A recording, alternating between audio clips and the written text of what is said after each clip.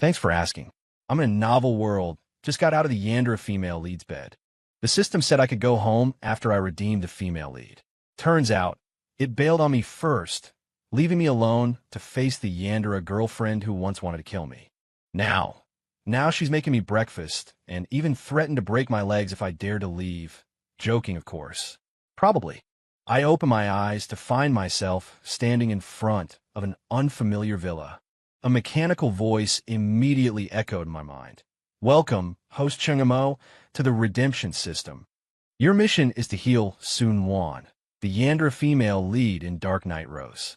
Upon success, you will return to your original world and receive a healthy body. I rub my temples. The memory of dying from pulling an all-nighter reading a novel last night was still vivid. The system had instilled in me the basic information of this world. I'd become a psychological counselor, and Sun Wan was my new client. After ringing the doorbell, I heard light footsteps from inside. The door creaked open a sliver, and an amber I warily sized me up.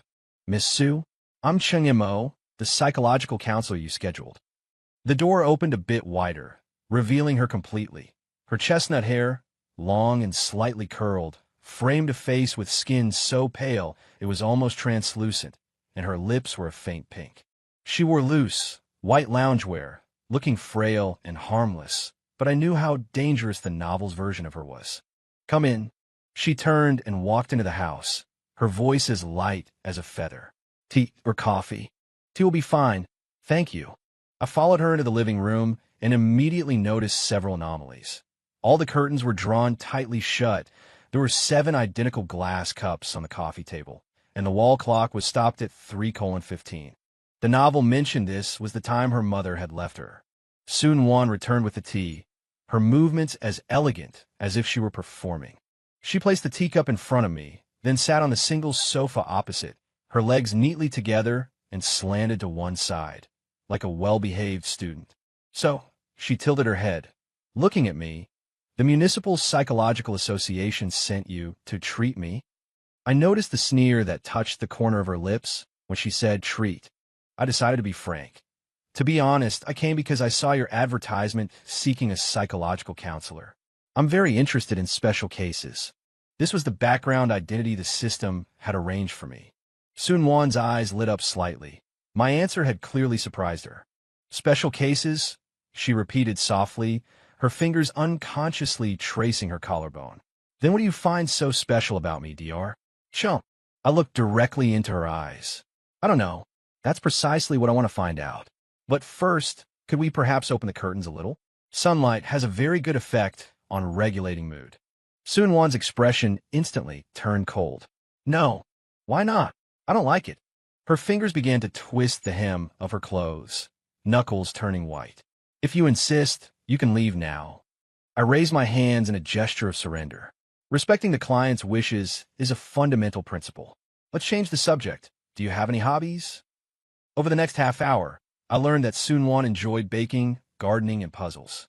On the surface, she seemed like a normal, artistic young woman, but when I unintentionally mentioned the word friends, her eyes instantly turned gloomy.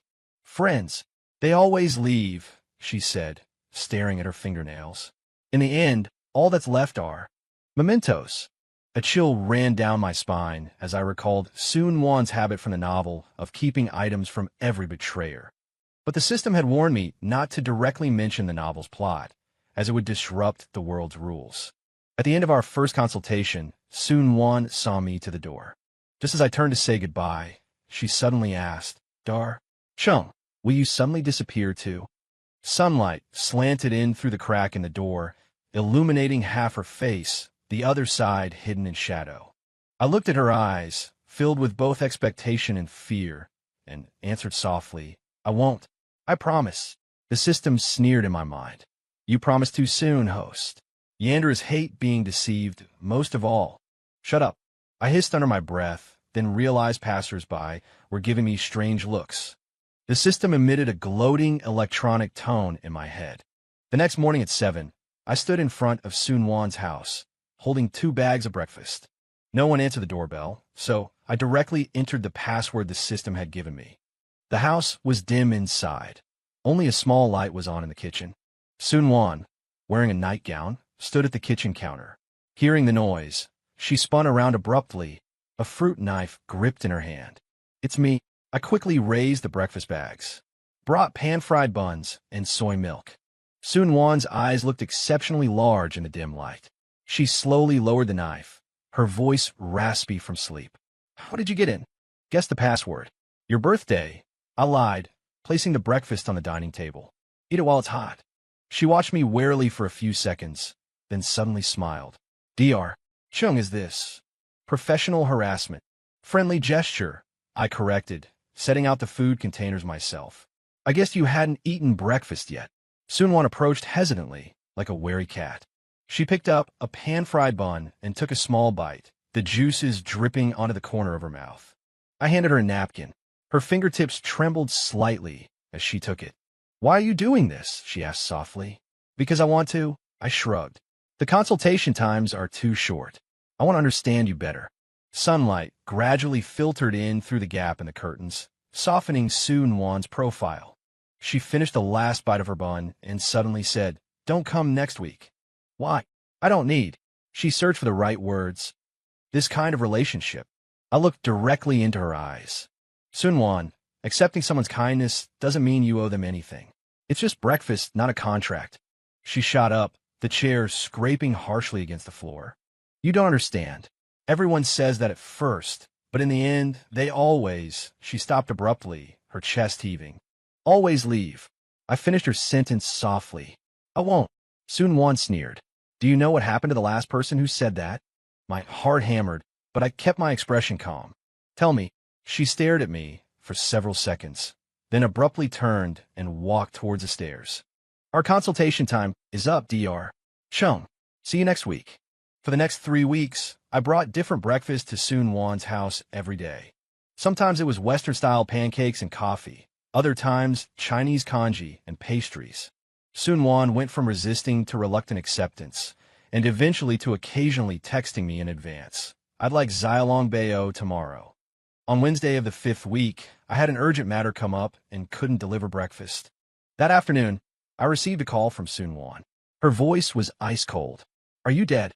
"Sorry, I had an emergency patient this morning," I explained. "Make it up with a double portion tomorrow." There was silence on the other end for a few seconds. "Whatever." Then she hung up. The next day, I brought a double portion of breakfast to make amends. When Sun-won opened the door, her eyes were red, as if she had been crying. Seeing the food in my hands, the corners of her mouth lifted slightly before she immediately suppressed the smile.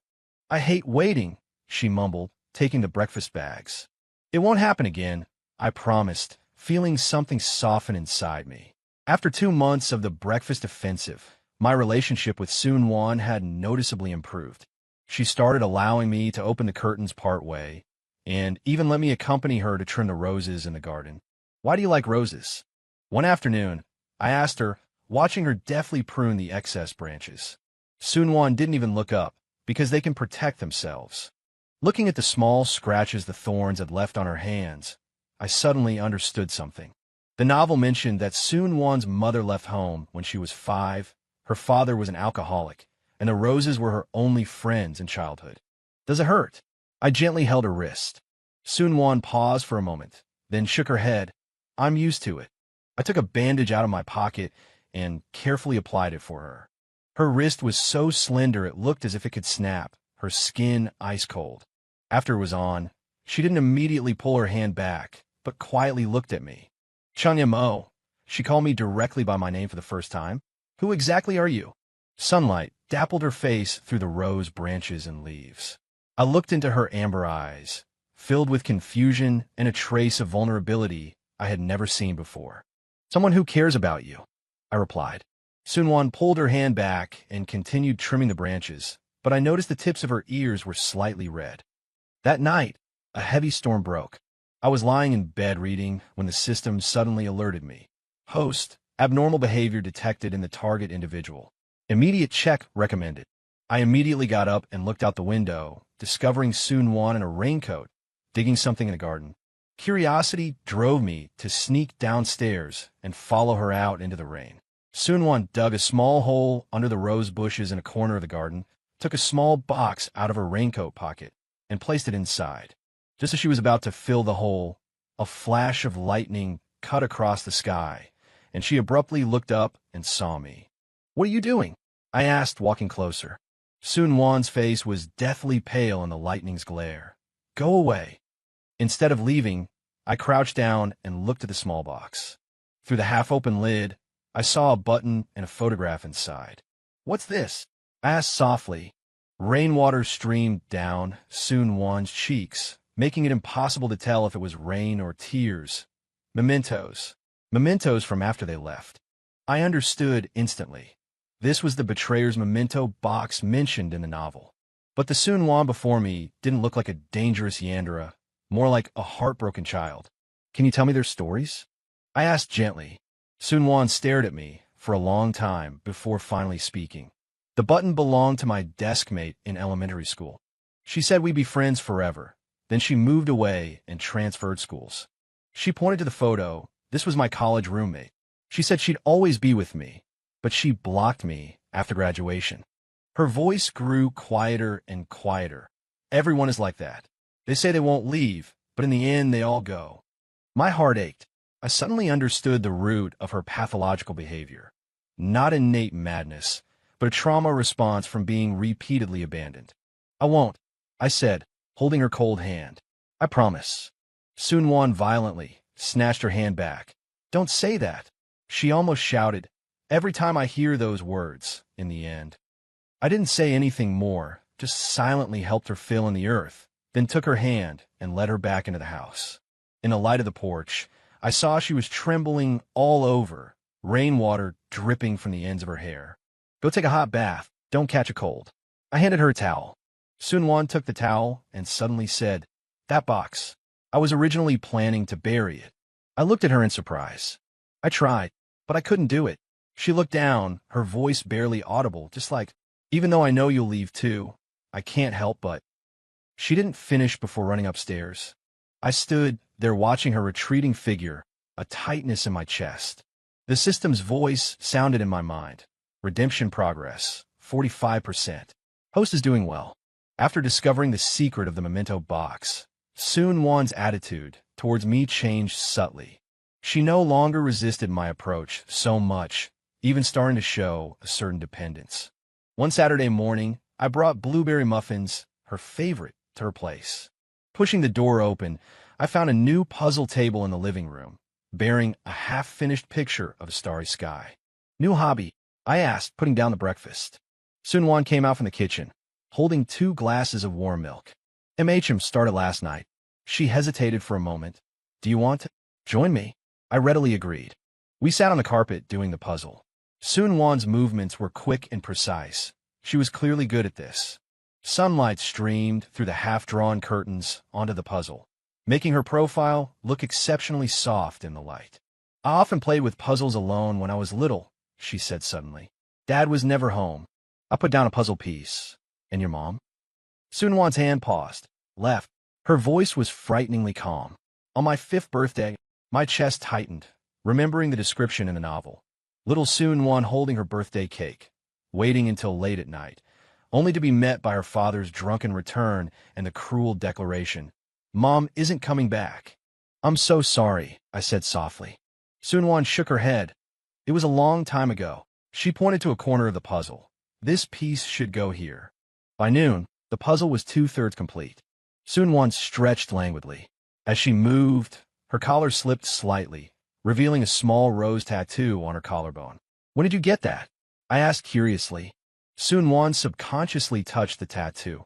"My 18th birthday." A bitter smile touched her lips. A coming-of-age present to myself. A reminder not to believe in promises anymore. On impulse, I reached out and touched the tattoo. Her skin felt slightly warm beneath my fingertips. Sun Wan held her breath, but didn't pull away. "Not all promises are broken," I said softly. Sun Wan's eyes flickered with complex emotions. Just as the atmosphere turned delicate, her stomach suddenly rumbled. We both laughed out loud, breaking the momentary tension. "The muffins are cold." She stood up. "I'll go warm them up." Watching her busy back in the kitchen, I felt a strange sense of satisfaction. The system suddenly spoke, Warning host, excessive emotional investment may affect mission judgment. I ignored the system's warning. At this moment, Soon-won was already more than just a mission target to me. In the afternoon, Soon-won suggested going for a walk in the nearby park. Before leaving, she hesitated for a moment, then handed me a key. From now on, you don't need to ring the doorbell. I took the key, feeling a wave of inexplicable joy. This was a sign she was starting to trust me. The park was sunny. Soon-won walked beside me, our shoulders occasionally brushing. She pointed out various plants to me, like an excited child. She stopped in front of a bush of white roses, gently stroking a petal. We used to have white roses at home when I was little, she said softly. Mom said they represented pure love. Standing behind her, I caught the faint scent of shampoo in her hair. The Soon-won of this moment seemed like a completely different person from the dangerous, obsessive character described in the novel. Chung-mo, she suddenly turned to face me. If one day you have to leave, can you tell me beforehand? Her eyes held a vulnerability that made my heart ache. I reached up and brushed a petal off her shoulder. That if won't happen. Soon-won's eyes lit up, then dimmed again, making promises again. Not a promise. I smiled, a fact. On the way back, Soon-won's steps were noticeably lighter. Passing a dessert shop, she suggested buying a cake to take back and eat. Chocolate or strawberry? She stood before the counter and asked me. Chocolate, I replied. She bought a half-and-half flavor.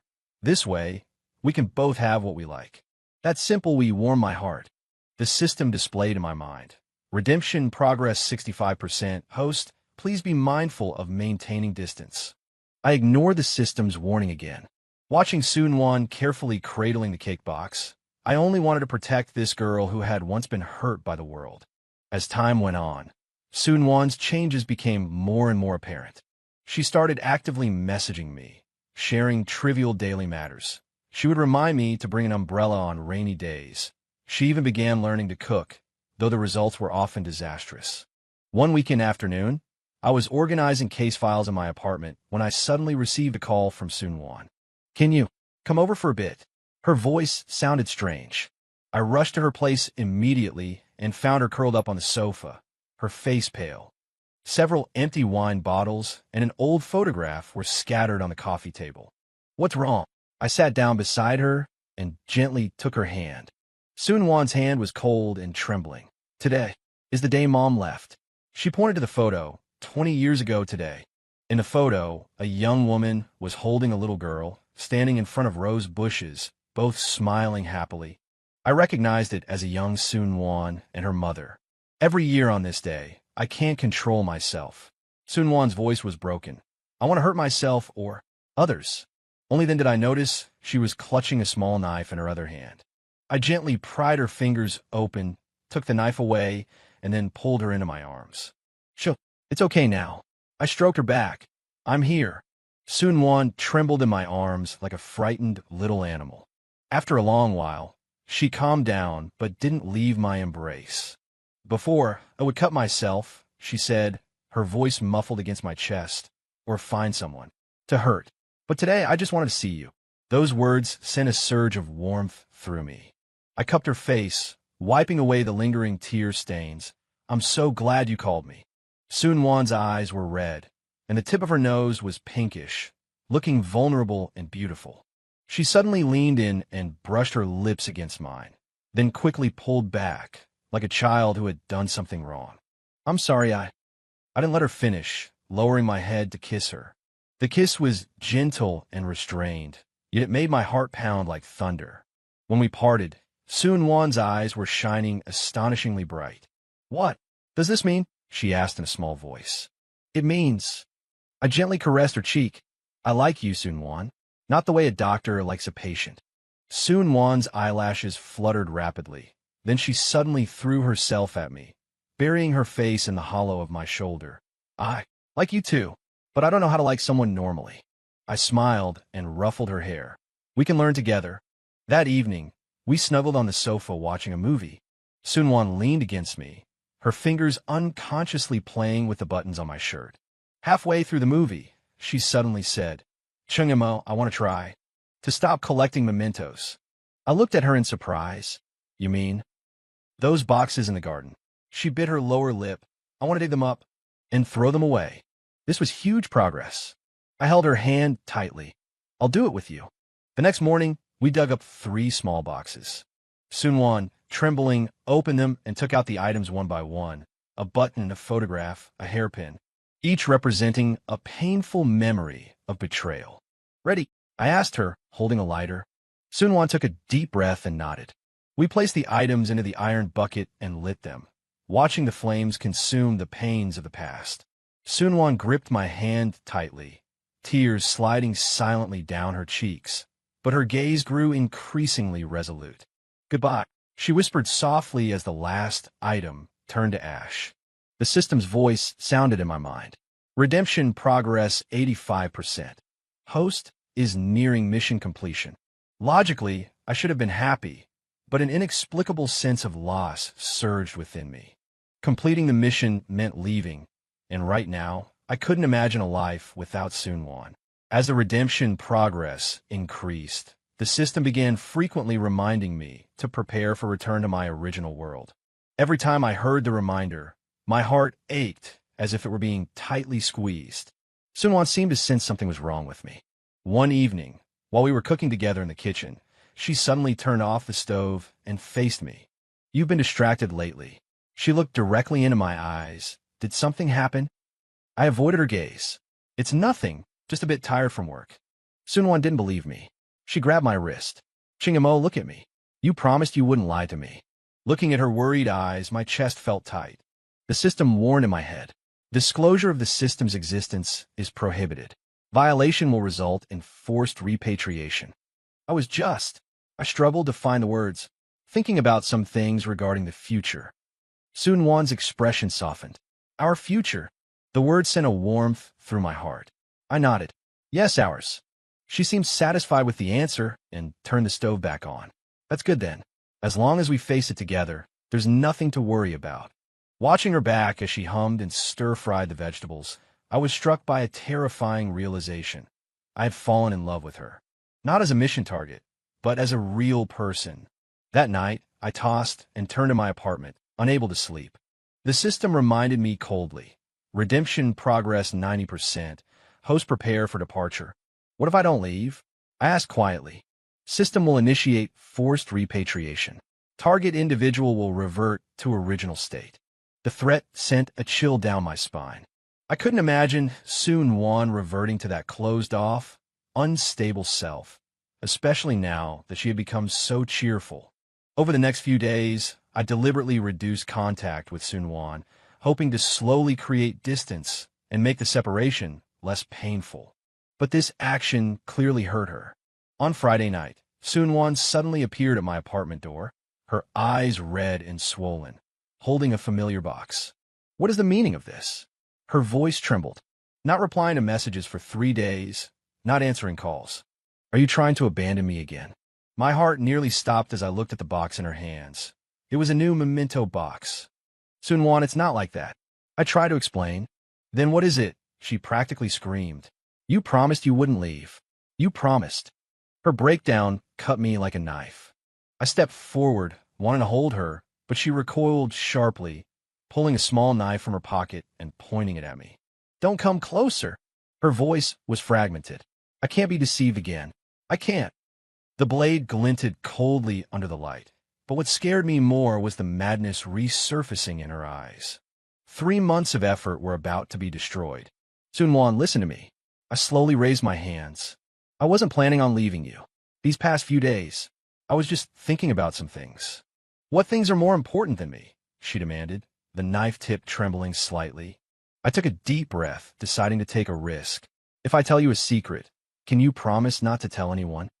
Sunwon looked at me suspiciously, but nodded. I carefully approached until the knife point rested against my chest. I'm not from this world, I said softly. I was sent here by a system. My mission was to help you. Sunwon's eyes widened. What do you mean? It means I come from another world. I continued explaining. The system promised I could go back after completing the mission. But now, I don't want to leave anymore. The pressure from the knife point lessened slightly. Why tell me this now? Because I love you. I looked directly into her eyes. And the system is threatening to take me away by force, Unless what? Unless I choose to stay forever. I finally said the words, feeling a strange sense of relief. Sunwon's hand dropped completely. The knife clattered sharply on the floor. She threw herself into my arms, holding me tightly, as if afraid I would suddenly disappear. Stay, she mumbled against my chest. Please. I kissed the top of her head. I'm not going anywhere. Just then, the system suddenly blared a harsh warning. Warning. Host violating rules. Initiating emergency procedure. My vision started blurring. My body felt like it was being pulled by an invisible force. Sunwon watched in horror as my body began to turn transparent, screaming as she grabbed my hand. No, don't take him away, she cried out. Just when I thought it was all over, the pulling sensation abruptly stopped. The system's voice came, intermittent and broken. Error. Program conflict.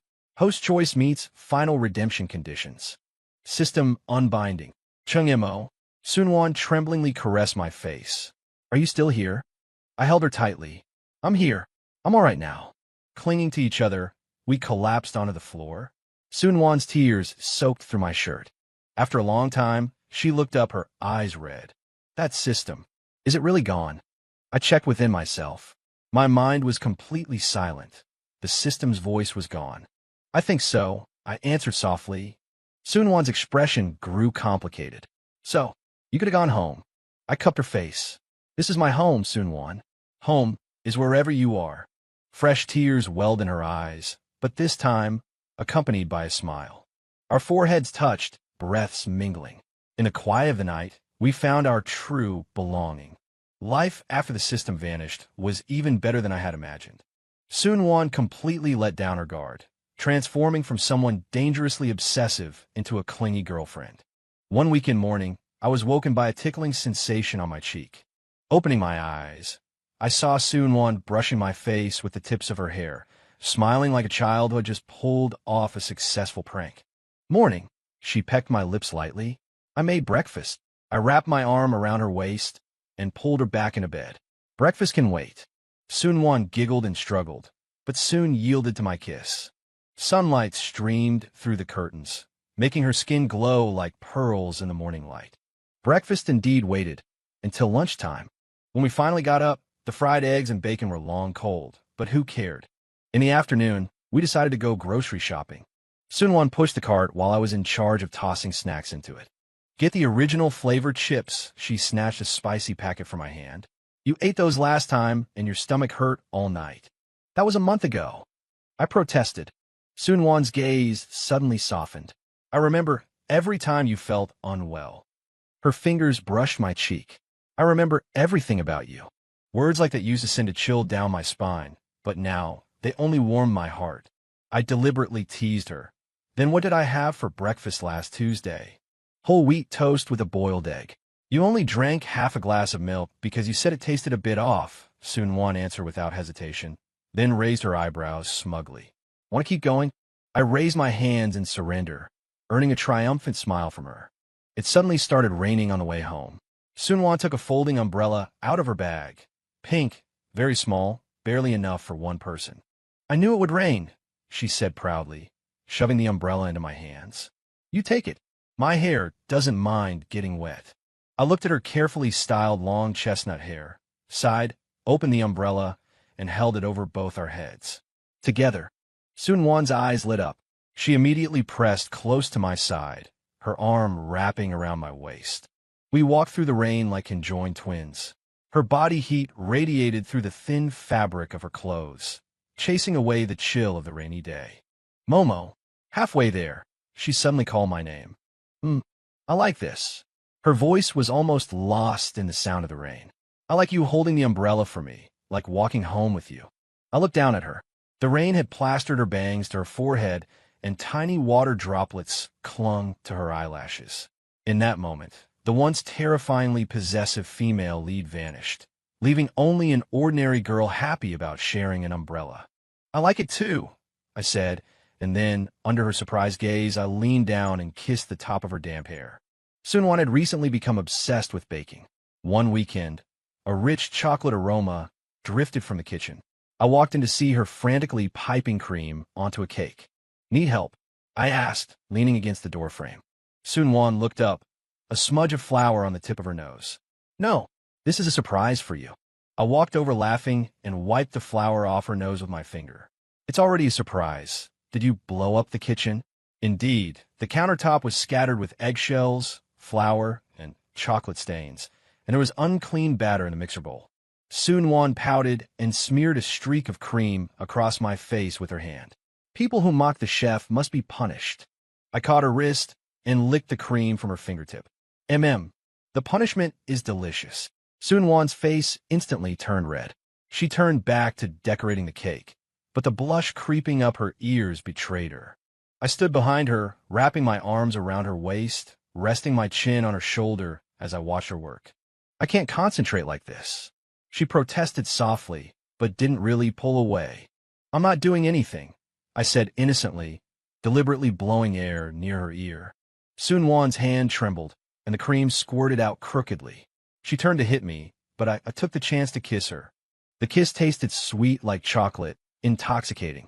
Chung-mo. After we parted, she pointed indignantly at the crooked frosting. Look at your masterpiece. I smiled and took the piping bag from her. I'll remedy it. After some effort, the cake was finally finished, a bit lopsided in shape but filled with love. Sunwon lit the candles and insisted I make a wish. Made it. After I blew out the candles, she asked, "What was the wish?" "It won't come true if I say it." I smiled mysteriously, cutting a slice of cake and feeding it to her. Actually, my wish had already come true, to stay in this world and spend the rest of my life with this girl, once possessive, now sweet. In the evening, we snuggled on the sofa watching a movie. Sunwon leaned against my chest, her fingers unconsciously playing with the buttons on my shirt. Halfway through the movie, she suddenly tilted her head up to look at me. "Chung-mo, do you still want to go back?" I leaned down and kissed her forehead. "This is my home now." Sunwon's eyes sparkled in the dim light. Really? Really? I answered earnestly. A world without you isn't worth going back to. She leaned back against my chest, content, our fingers intertwined. The sound of the movie gradually faded into background noise. We held each other quietly, neither wanting to break the serenity. One clear night, Sunwon mysteriously pulled me to the balcony. The night sky was dotted with countless stars. She pointed to one. "Look, I found it. A star." I asked, puzzled. "It's our star," she said seriously. I looked it up. It's Vega in the Lyra constellation. From now on, it will be our witness. I looked at her devout profile and suddenly understood what some might call obsessive romance, turning the entire starry sky into a grand declaration of love. "Then I want that one," I said, casually pointing to a bright star. Sunwon immediately took out her phone to check the star chart.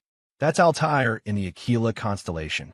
"Momo," she suddenly realized, her face instantly turning red. "You did that on purpose." I burst out laughing and pulled her into my arms. A gentle night breeze carried the scent of roses. Sunwon murmured something softly in my arms, her voice gradually drowned out by the chirping of cicadas. "Momo," she called softly after a while. "Thank you for staying." Her voice was barely audible. "Thank you for choosing me." I tightened my arms, holding her closer. "No need for thanks. Sunwon, falling in love with you was the easiest decision I've ever made."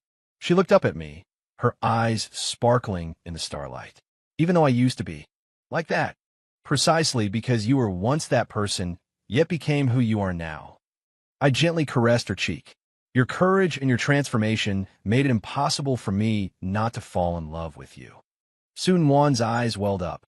She stood on tiptoe to kiss me, a kiss that carried the vastness of the starry sky and the gentleness of the night breeze. After we parted, our foreheads touched, our breaths mingling. "I have an idea," she said suddenly. "We could open a small shop. You can continue your psychology counseling, and I'll be in charge of making desserts." I smiled and nodded. "Sound perfect." "Really?" Her eyes lit up. "I was worried you'd find it too ordinary." "Every day with you is an adventure," I said sincerely. Sunwon sighed contentedly, leaning against my shoulder. In the night sky, Vega and Altair gazed at each other across the Milky Way, just like we once were, separated by worlds and emotional walls. But now, we had found each other, never to be separated again. One morning a year later, sunlight streamed into the bedroom through the white gauze curtains. I opened my eyes and saw Soon-Won was already awake, propping her chin up with her hand, looking at me. "Good morning." She smiled, leaned in, and gave me a mint-flavored good morning kiss. "Up so early?" I rubbed my eyes, noticing she was fully dressed. "I have a surprise for you." She winked mysteriously. "Get up quickly." She pulled me along to wash up and get dressed, then blindfolded me and led me to a car. When the blindfold was removed, I found myself standing in front of a small shop. The sign read, "Monwon Moments." "This is—" I looked at her, astonished. "Our shop," Soon-Won exclaimed excitedly, pulling me inside. "Look, this side is the counseling area, that side is the dessert section, and there's a small garden out back." The shop's interior was warm and elegant, one half a comfortable psychology counseling area, the other half an exquisite dessert counter. The back door opened onto a small garden filled with white roses. "Do you like it?" Soon-Won looked at me expectantly. "I've been secretly preparing it for 3 months." I hugged her tightly, speechless. This girl, who once couldn't even manage trust, had now given me a home, a livelihood, an entire future. "I absolutely love it. I finally found my voice. And I absolutely love you." Soon-Won smiled and pulled me towards the counter. "Try my new creation? The redemption chocolate, designed just for you." I took a bite. The rich chocolate melted in my mouth, carrying a faint scent of liqueur and a sweetness that followed a hint of bitterness, just like our story. "How is it?" she asked nervously. "Perfect." I smiled and took another bite. "Just like you." Soon-Won blushed. She turned away, pretending to tidy the counter, but I saw her secretly smiling. Sunlight streamed through the glass window, casting a golden edge around her. I walked over and wrapped my arms around her from behind, resting my chin on her shoulder. "Thank you, Soon-Won." "Thank me for what?" "Thank you for letting me stay," I whispered. "Thank you for giving me a home." She turned to face me, her eyes shining brightly. "I should be the one thanking you, Chung Mo. Thank you for seeing the part of me that even I despised, and still choosing to love me." We looked at each other and smiled. On this bright, sunny morning, in our little shop, we had found the definition of happiness. The system once lied to me, saying I could leave after completing the redemption, but it was wrong. True redemption wasn't about completing a task and escaping. It was about staying, turning scars into scenery, turning the Yandere into a lover, transforming a strange world into a home. And all of it began with a choice. The choice to love, to stay, to believe that even the deepest wounds could blossom into the most beautiful flowers.